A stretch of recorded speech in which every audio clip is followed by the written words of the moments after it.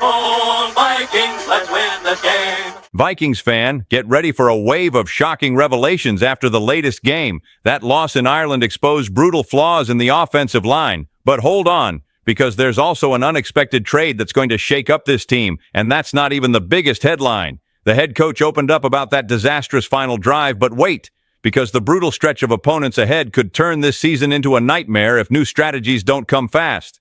And it's not over. A veteran dropped the blunt truth in a heavy statement after beating the Vikings. Welcome. Show your Vikings pride with a like and a comment.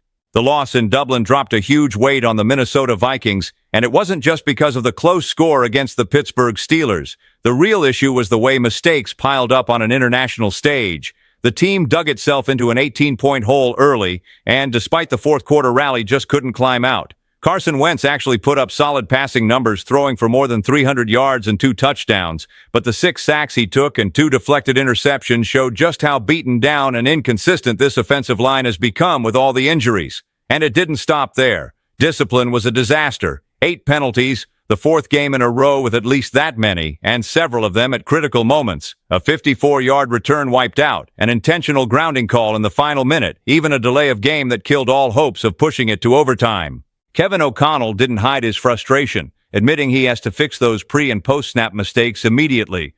On the other side of the ball, the defense failed to hold up. Even without the opponent's starting running back, the backup gashed them for nearly 100 rushing yards and 2 touchdowns, proving the front 7 couldn't play to the standard required. To make matters worse, the quirks of a different stadium played a role. One of the end zone play clocks was turned off, forcing Wentz to improvise, and the slick grass caused Justin Jefferson to slip on a play that could have gone for a touchdown. Bottom line, the Vikings didn't just lose because of execution, it was a toxic mix of self-inflicted wounds, poor discipline, and slow adjustments. And the scariest part? None of this feels like a one-off. It's been a pattern for weeks, and unless it's broken now, this season could slip away fast. And that wasn't even the most surprising part of the day, because off the field came a twist that could shape the team's future. The move involving Cam Robinson may sound distant to fans only looking at the scoreboard, but for the Minnesota Vikings' future, this trade could have a direct impact. After a rough stint in Houston, where he lost his spot despite a big contract, the offensive tackle was shipped to the Cleveland Browns. And here's the detail that matters for Vikings fans.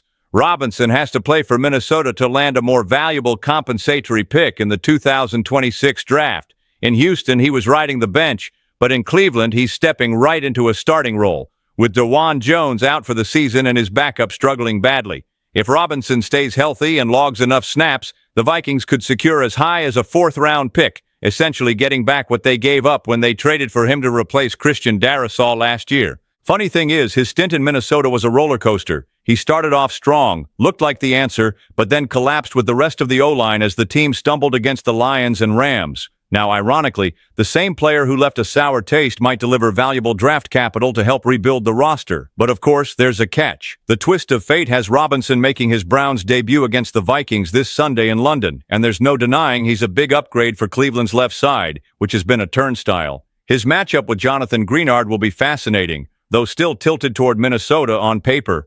The bottom line is this. While it's a long-term win for the Vikings' draft outlook, it also creates a short-term headache. They'll have to deal with a stronger opponent and hope Robinson holds on to that job for the rest of the year. It's one of those rare situations where a player who failed in Minnesota could still help, as long as he succeeds somewhere else. That London game now carries an extra layer of drama. The result on the field could also decide whether the Vikings secure a precious draft pick to shape the franchise's future. But if off-the-field news is already twisting the franchise's future, what happened on the field was even more frustrating. The final stretch of that Dublin clash left deep scars on Vikings fans. After a furious rally with drives of 70 and 99 yards, it looked like the comeback was within reach. But on the last possession, everything fell apart. Carson Wentz nearly threw a back-breaking interception, escaped by a hair, and still moved the chains with 2 first downs. But the already battered offensive line collapsed under pressure. An intentional grounding call killed the momentum, and then a delay of game turned a 4th and 12 into a 4th and 17, ending any realistic shot at tying or winning. Kevin O'Connell couldn't hide his anger. He revealed he only found out minutes before kickoff that one of the end zone play clocks would be shut off, leaving Wentz without his usual visual reference. And in crunch time, every second lost feels like a dagger. The quarterback admitted he was left spinning, looking around for the clock before making the costly mistake. The painful truth is this: the team was a step away from taking the division lead, with the Packers tying the Cowboys to open the door.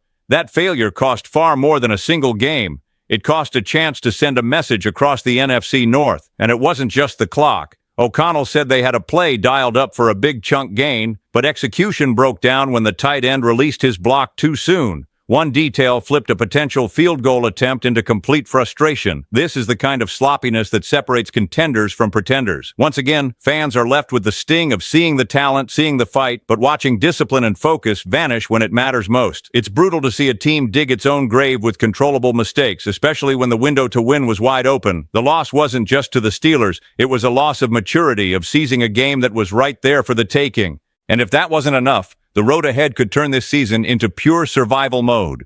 The Minnesota Vikings are at a point where every game feels like do or die. That 2-2 record doesn't tell the full story. The offensive line is shredded by injuries, the offense can't find rhythm, and the schedule ahead is a minefield. Against the Cleveland Browns in London, the team could be forced to start as many as 3 backups up front, and we all know what that means. Carson Wentz under non-stop pressure and a run game dead before it even starts.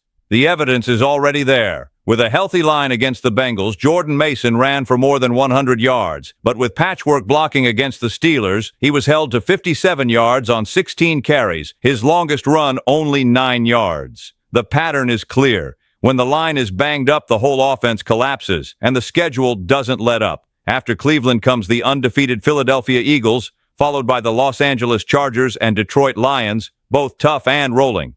Then a brutal 9-game gauntlet. Ravens, Bears, Packers, Seahawks, Commanders, and Cowboys all lined up with dangerous matchups across the board. This is the nightmare scenario. Lose to the Browns and suddenly you're staring at 2-3, then 2-6 in just weeks, and the playoff dream dies before Christmas. Even a win might not save them, because the NFC North is wide open, but the margin for error is gone. This is the breaking point. Either Minnesota finds answers now to protect its quarterback and steady the offense, or it's draft talk season way earlier than anyone wanted. London isn't just another game. It's the turning point between hope and a lost season. And that's not all, because an old rival just poured salt on the wound with words that cut deep. This story stings straight at the heart of Vikings Nation because it involves a familiar villain who has ruined too many Sundays, Aaron Rodgers. The veteran made it clear without hesitation that beating the Minnesota Vikings meant something extra, especially because this was the same franchise that reached out to him in the offseason before ultimately putting all their chips on J.J. McCarthy. Rodgers didn't hide it. "Yes, definitely," he said when asked if the win was special. For longtime fans, that burns. He didn't just win, he was sharp, completing more than 80% of his passes, throwing a touchdown and playing mistake-free football. And it's impossible not to wonder what could have been. In the offseason, Rodgers and Kevin O'Connell, close friends since their California training days, had real conversations, but O'Connell stood firm. The present and future of the team would be built on McCarthy. That choice, which sounded like a smart, forward-thinking plan at the time, came back to haunt after watching Rodgers celebrate on the opposite sideline in Dublin. And it's not just about the numbers. Rodgers has beaten Minnesota nearly 20 times in his career, and the fact that he came so close to wearing purple, only to torch them once again, adds a sting that's hard to swallow. O'Connell said back in June that his priority was to give McCarthy the best possible environment to start his NFL journey without splitting the spotlight with a fading legend. He was honest, he was loyal to the long-term plan, but the immediate cost was Rodgers punishing the very decision that shut the door on him. Meanwhile, Carson Wentz piled up passing yards, touchdowns, but also turnovers and 6 sacks. The contrast is brutal, and the question lingers. What if? Fans are torn between supporting the future vision and wondering if passing on Rodgers already cost too much in the present. This story isn't going away, especially if the offense keeps stalling and McCarthy doesn't step up soon. For now, the bitter truth is clear.